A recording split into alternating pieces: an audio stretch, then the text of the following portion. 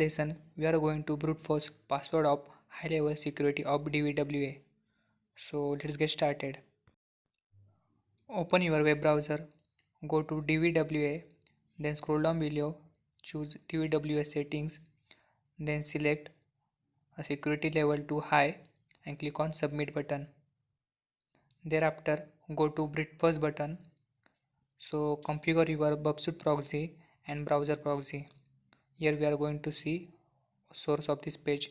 So after scrolling down below, we can see when login fails, it sleeps for 3 seconds, and this will print error message like username or password incorrect. In bottom you can see it is generating a session token. This type of security is generating random token whenever you enter any username and password. It is generating random password whenever you are trying to log in. So previous method will not work. We need to perform extra changes in Burp Suite.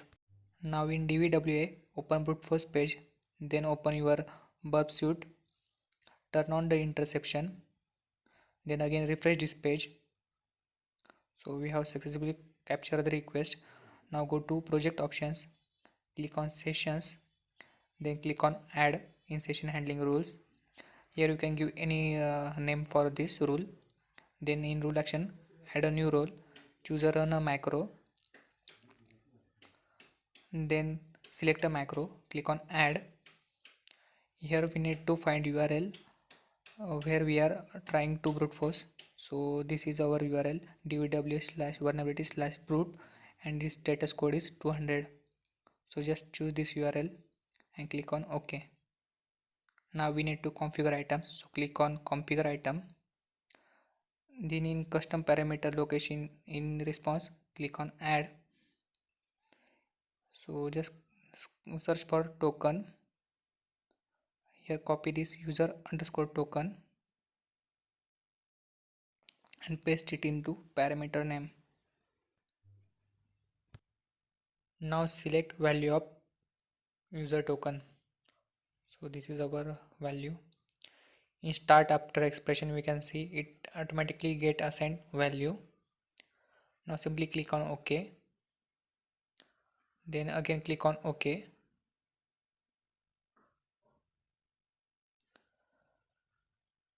Again click on OK. Here tick on tolerate URL mismatch and click on OK. Now go to scope option and untick all other options except intruder. In URL scope menu, choose use suit scope defined in target tab and OK. We have configured this setting in project option because DVWA high level security is generating new CSRF token. So we just need to build new CSRF token each time. So this setting will generate new CSRF token each time when you are trying to log in. Now go to proxy again and turn off the intercept. Open web browser and enter any username and password.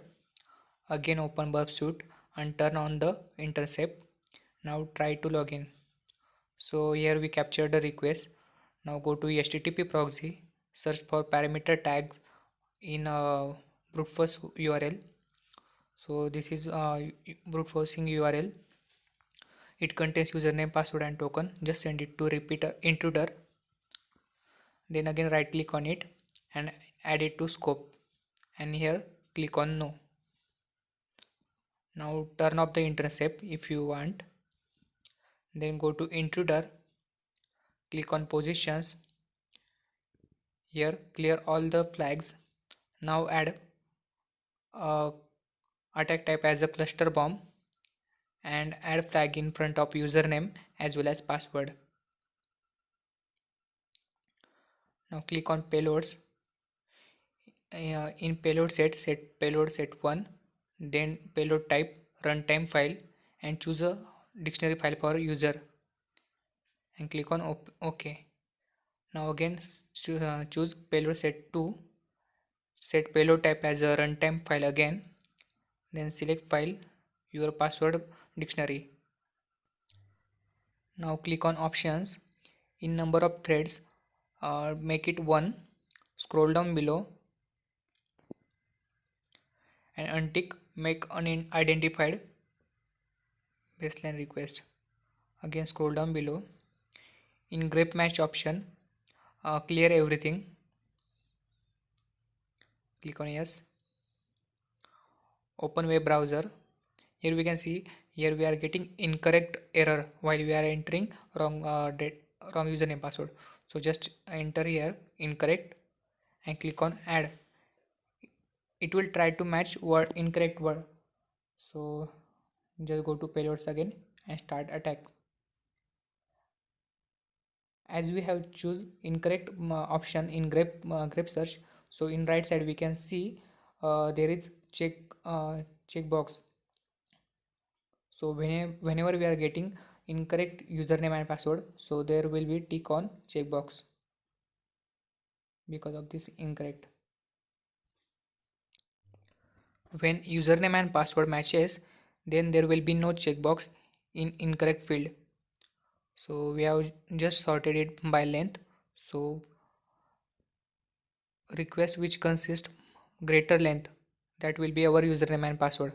So it will take some time. I'm just forwarding it.